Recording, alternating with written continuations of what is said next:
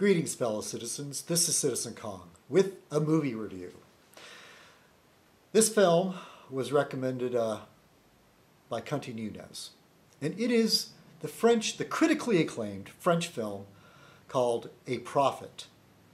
This is about a young man sent to a French prison. He's Algerian.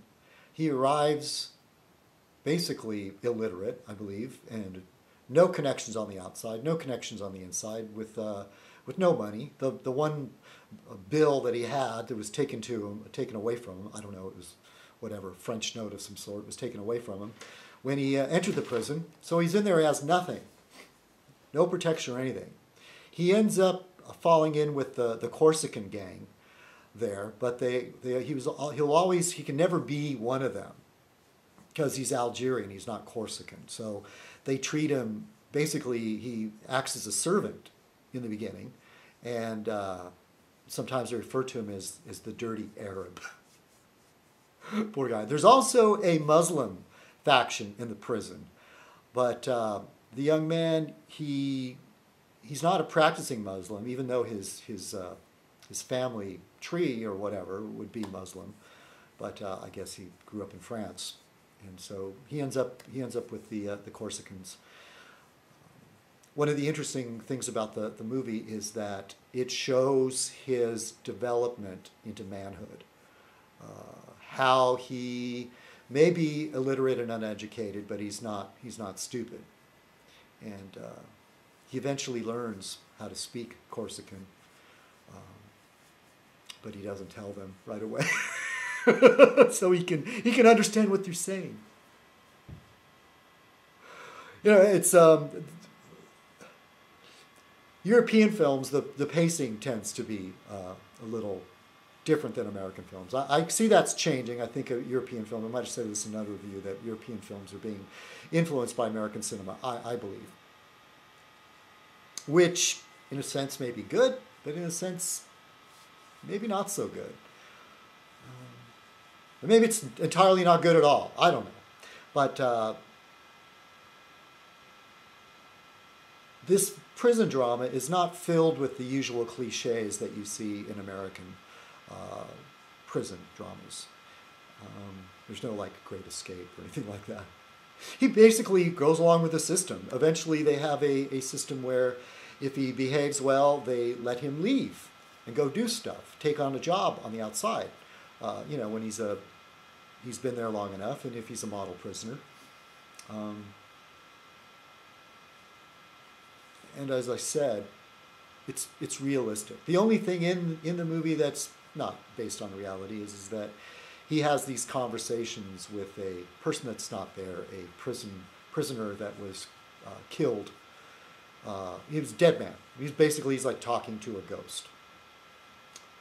One little small thing that, to me, I enjoyed seeing is that, and you see it in other movies, and I even saw it in a cartoon, Archer, in that, and Boardwalk Empire. Usually before, whenever there's a major explosion, you know, especially these action movies, you know, the cliche, they're running out of the building and the flames are at their back. Ah!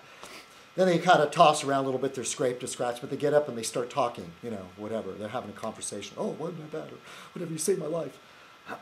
But in reality, excuse me, if you've ever been in close proximity to gunfire, if you ever shot a gun without hearing protection, especially in close quarters, it's loud.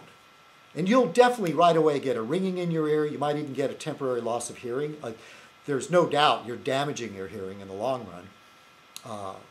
And that happens in the film where there's some gunfire, lots of gunfire in a small quarters. He comes out of it, he's dazed, he can't really hear anything. And so I kind of like that. I know. It's just focusing on one little thing, but as I've said many times, there are things about certain movies that this one little bit will stay with me. Yeah, as I said, it was critically acclaimed. I mean, the critics loved it. And as it is for, if the critics really love something, not always will the average Joe really enjoy it. I mean, some people can't get even past the idea of having to read subtitles. which I think is a shame. But this is one of those movies that I come away from thinking about it for days. In fact, I'm still thinking about it. And I'm glad that directors, that writers, that producers are making movies like this.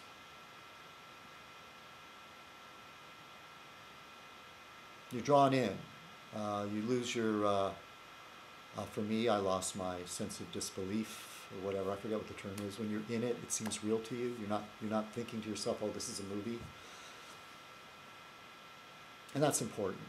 And it wasn't. You're not spoon-fed information. You're watching the action. You're watching the plot unfold. And there's some marvelous characters and interactions. How he builds these relationships and how he's savvy and he knows the politics. He learns. He learns and he grows. He's still a criminal.